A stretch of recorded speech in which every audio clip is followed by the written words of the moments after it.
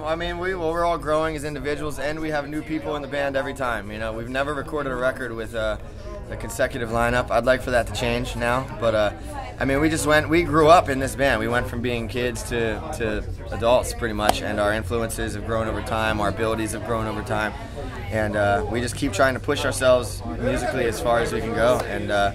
And as long as Dillinger is still exciting for us, as long as we're still creatively stimulated, we'll keep doing it. You know? This album, to me, well, first of all, the fact that I think we have the most creatively fulfilling lineup that we've ever had. That's the easiest lineup we've ever had to write with.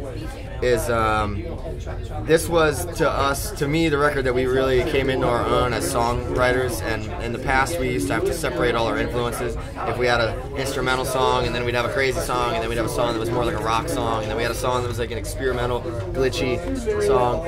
And this was the first album that we've been successful at really merging everything together and putting all our influences in the same song instead of splitting everything apart so much. We've just gotten better. I think we just tried it enough, and I think that we were close with Miss Machine, and then I think that somehow I think on Ironworks we were a little overstepping our abilities, and then on this time I think we really nailed it. I think we managed to bring everything together. I think we just got better. I don't know. Yeah, I mean, we get everything: metal band, math metal, tech metal, you know, whatever, core or something, you know. Like you said, man, and I think now that we've had so many albums out, so much diversity, there's some songs that if you played someone, they sound completely different than other songs in our catalog. So it's like, I feel like we're a metal band in the giant umbrella of things. I feel like we're a metal band, but I don't feel like that's all we have to offer, and sometimes it's frustrating to have to define ourselves as that. I feel more punk as far as attitude goes, you know. Like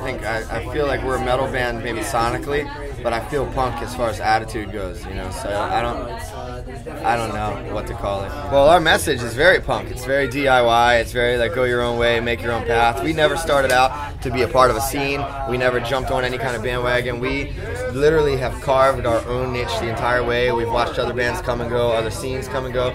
We've been tempted with, like, you know, jumping on various trends and bandwagons. We've never done it.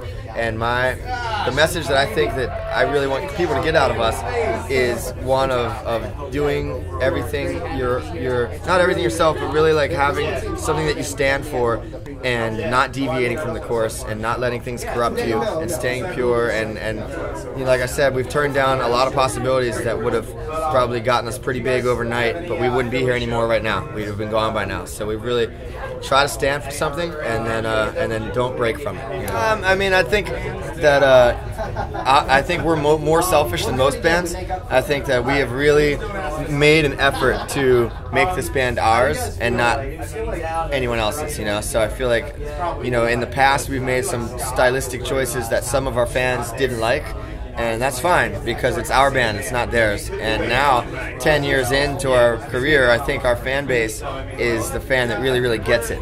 So now I feel like we do have an audience full of people who are probably very similar to ourselves, and that when we make songs and we make choices, they probably are the type of people that can like that. I don't think we have a very narrow-minded fan in this band, so I think a lot of our fans are very open-minded. I think they're willing to go where we're going to take them. We've been friends with Every Time I Die for a long time. I think they're really good at what they do.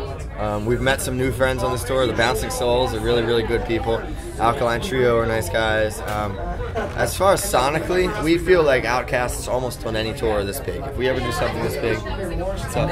Sparring. What's that? Oh, Sparring is a killer band. But there are it's tough when you're on a band where a festival where there's so many bands that we're gonna be, if we were on an Ozfest, if we're on a Warped Tour, if we're on any kind of fest, we're gonna be an oddball. So we've accepted that, and we've accepted that we're never gonna be the most popular band on the tour. We're never gonna be the most popular band in the world. And for us, it's just a matter of snowballing and just getting a little from over here, a little from over there. And if you like it, you're welcome to join us. And if you're not, then there's something else for you. You know. Yeah, kids will see us for the first time. You know what I mean? They'll, you know, we're making impressions on kids for the first time, young kids, and these kids are coming up to us at the signing booth and be like, "Oh my God, I love you guys, seeing you for the first time." And I'm like, "Cool, you guys, you know, you're gonna go home and tell your friends, like, we're telling our friends we're coming to the next show." I'm like, "Well, then that's the point.